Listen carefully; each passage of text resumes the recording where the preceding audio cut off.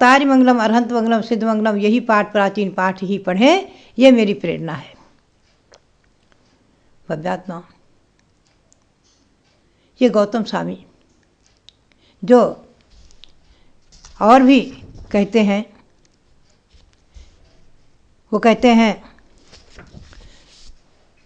प्रतिकोण पाठ में जगह जगह अविचारम पटिकमामी निंदामी गरहामी अपानम भोसरामी जाव रहंताणम भयवंताणम नमोकारम करेमी पज्वासम करेमी ताव कालम पाव कमम दुचर्यम भोसरामी। इसमें भी आ जाता है कि जब तक मैं अरहंत भगवंत नमोकार की उपासना करता हूँ, अर्थात कायस्वर करता हूँ, कृतिकर्म करता हूँ, तब तक के लिए पाप कर्म दुष्चरित आदि का त्याग है आदि। मैं आपको क्रम से ले चल रही हूँ। आपने सुना है 5 अनुव्रत। गौतम स्वामी ने 5 अनुव्रत का वर्णन किया। 3 गुणव्रत बताते हैं। तत्थ इमानी 3 गुणम बदानी, बहुत संक्षेप में ही ले चल रही हूँ। 3 गुणव्रत हैं। तत्थ पढ़मे गुणबदे दिशि विदिशि पचक खाणम। प्रथम गुणव्रत क्या है? दिक और विदिक, दिशा और विदिशा का प्रमाण कर लेना।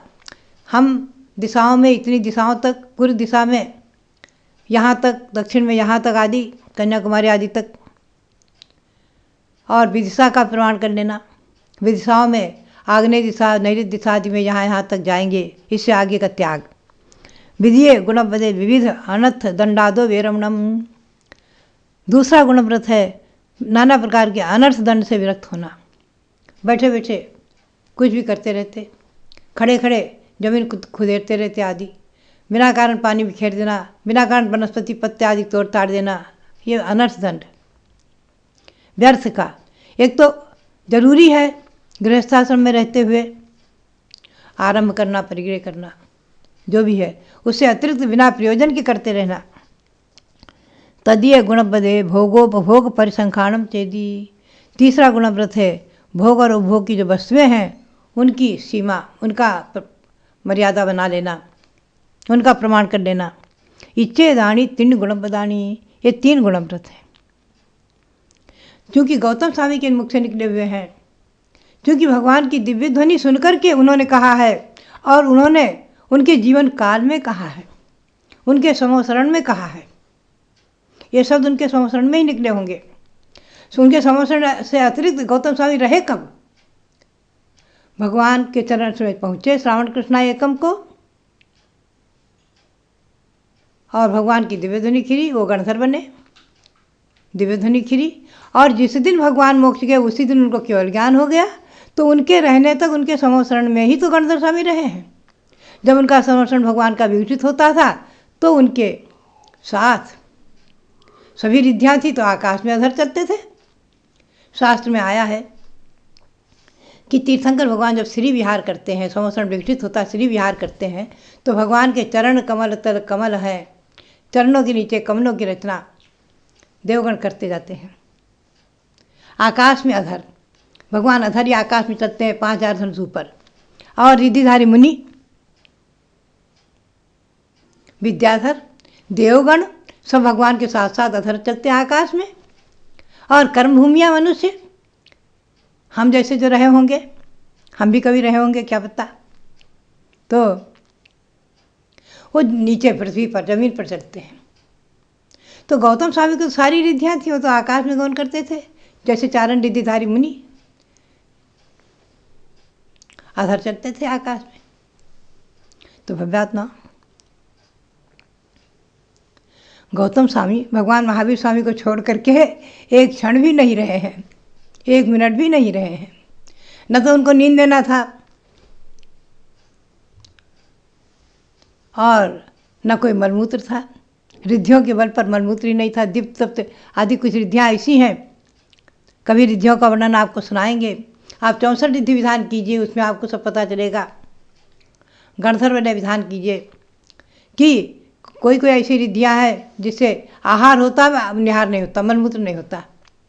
और संभव है, जहाँ तक हम लोगों का अनुमान है, जहाँ तक हम लोगों की विचारधाराएं हैं, चर्चा संघ में हुई एक बार,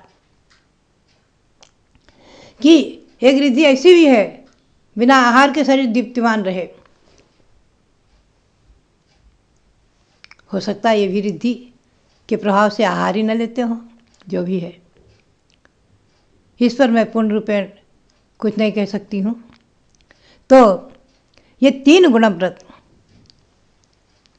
मैं आपको बताऊं, यही 3 गुणव्रत श्री कुंद स्वामी ने भी माने हैं चारित्र पाहुड़ में, कभी आपको सुनाऊंगी, क्योंकि वो भी भगवान सिमंदर स्वामी के समोसरण में सुनकर आए थे और उन्होंने भी गौतम स्वामी का अनुसरण किया। यूँ कहिए मैंने एक अच्छी तरह चिंतन किया है, पाया है आज तक अपने जीवन में 60, 61, 62 वर्ष तक, सन 52 में घर छोड़ा था, तब से स्वाध्याय करके, और घर में जो स्वाध्याय किया था बचपन में, इसे पाया है। और इन दिनों इस पर बहुत मंथन चिंतन चला कि गौतम स्वामी, कुंद देव और षटखंडागम ग्रंथ के रचयिता पुष्पवंत भूतबली, इनकी रचना में प्राय सामंजस्य है, सभी में आगे अंतर पड़ा है। त्रय गुणव्रत में पहला गुणव्रत दिश विदिशा का प्रमाण करना, दूजा गुणव्रत नाना अनर्थ दंडों में से नित विरति धरना, तीजा गुणव्रत भोगो भोग वस्तु को संख्या कर लेना। ये 3 गुणव्रत कहे पुनः चारों शिक्षाव्रत को सुनना। 3 गुणव्रत में पहला गुणव्रत है दिशा विषय का प्रमाण, दूसरा है अनेक अनर्थ दंडों का त्याग, तीसरा है भोगोपभोग प्रमाण वस्तु का प्रमाण कर लेना। तो ये अणुव्रत गुणव्रत आदि आपके जीवन में गृहस्थाश्रम में मंगलमयी हो, आप इनको धारण करके अपने गृहस्थाश्रम को सार्थक करें, यही प्रेरणा और मंगल